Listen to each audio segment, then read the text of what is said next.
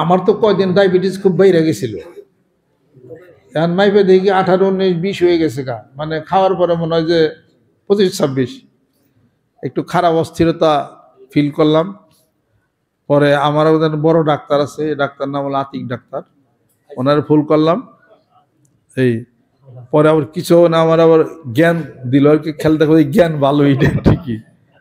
আর সাথে সাথে আমি আবার হই সেই কাম করে পরে আবার নিজে একটু আবিষ্কারের মধ্যে নামছি, কি রে ডায়াবেটিস গুলো কন্ট্রোল হবে নাকি, ঘটনা কি রে।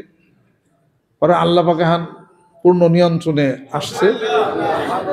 ডায়াবেটিস কিছু না, আপনার নিয়ম পালন করলে অবশ্যই এই রোগটা থাইমা থাকবে, জীবনও সারবে না, মনে রেখে দিয়ে।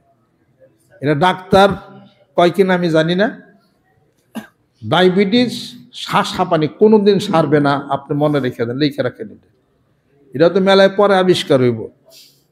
ডায়াবেটিসের রোগী খুব তাড়াতাড়ি মরবো, আর যদি বাঁচে দীর্ঘদিন বাঁচবো। তার কারণ সে যখন ডায়াবেটিস হওয়ার কারণে তার খাদ্যাভ্যাস নিয়ন্ত্রণ করে, নিয়ন্ত্রণ করলে সে অনেক দিন বাঁচে, আর যখন নিয়ন্ত্রণ করবে না সে তাড়াতাড়ি মারা যাবে সে।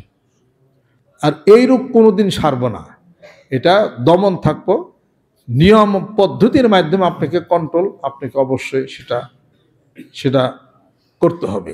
আল্লাহ পাক যেন কবুল করে নেন, রহমত বরকত করে দেন।